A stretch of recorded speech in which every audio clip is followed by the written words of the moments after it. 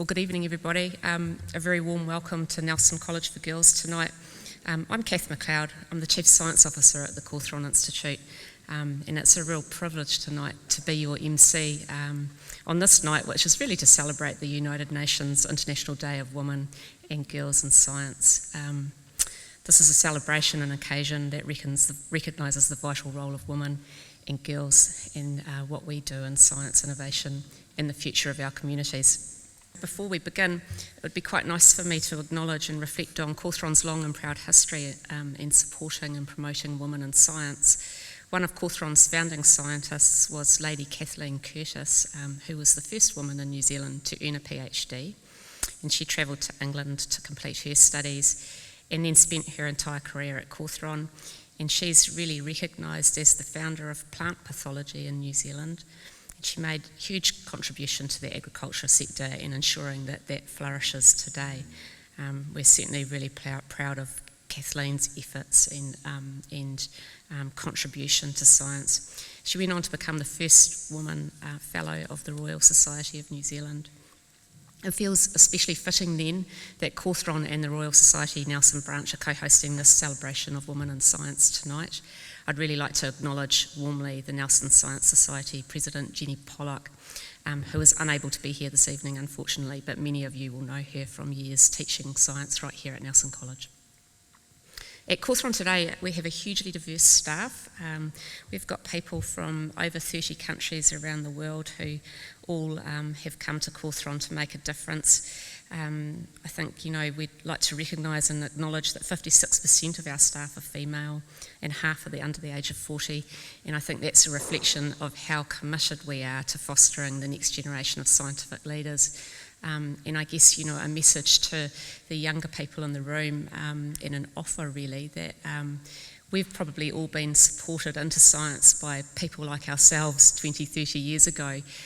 If we can help you at all, if you're interested in pursuing science, please come and talk to one of us and we'd be really happy to give you some advice and help. I got interested in science at high school. I loved science. I did all types of sciences. I saw an opportunity for a scholarship when I was 16 to go to London, and I did that for a period and was amazed by the culture change from New Zealand, very, very homesick. I learned about things like evolution versus creation, and that just piqued my interest even more. So I came back to New Zealand and I guess I got qualified and went through the university system, and then I got out of that and started working as a technician in a lab, and I realised very fast that you have to be patient, you need to be precise, there's a lot of repetition, it's super hard work. I can see Graham Robertson in the audience, and he may remember some of this period of my life. I was testing for natural toxins, and we had some big problems in New Zealand with shellfish toxins at the time. It was a very exciting time to be doing the work I was doing.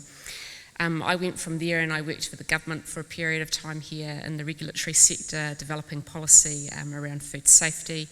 And from there, I've been to work in Australia, I've worked in France, and I've worked in Scotland, and I've led teams of scientists, raised a family, and even run my own consulting business. So it's been a wonderful experience, really. It's taken me all over the world, and I think that's probably been the highlight for me. I've met people from all sorts of different cultures. Aside from where I've lived, I've travelled extensively for work, and those cultures give you a different perspective on life, which is incredibly valuable.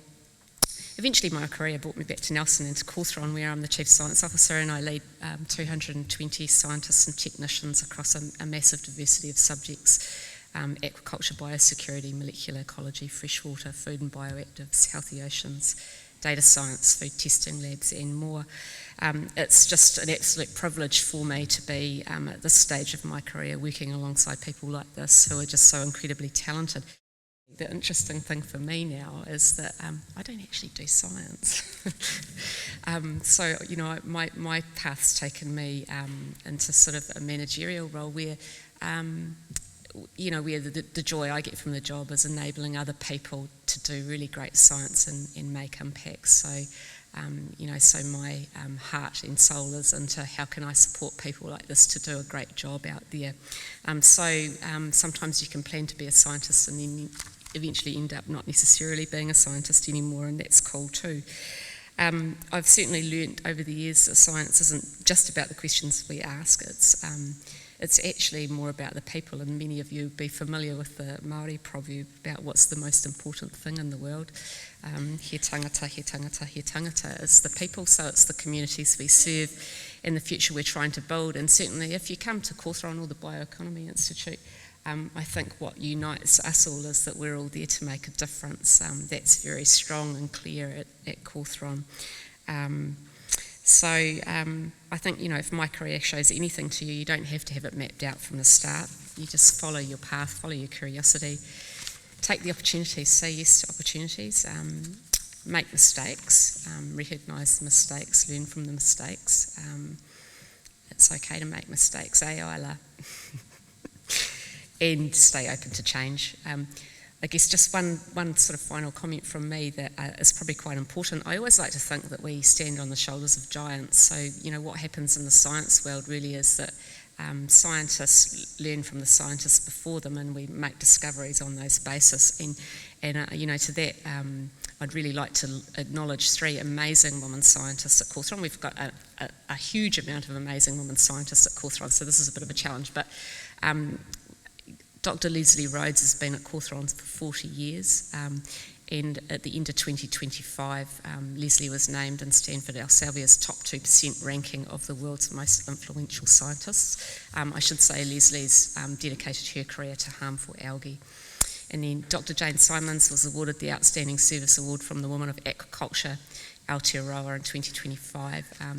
Jane does outstanding work for the salmon sector, and she's been at Cawthron for 10 years.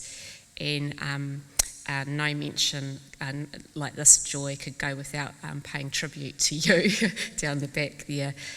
Joy's been at Cawthron for 56 years, and in 2024 was awarded a Queen's Service Medal for services to women in education on the New Year's Honours List, and still makes an inspirational contribution to Cawthron today. So thank you, Joy.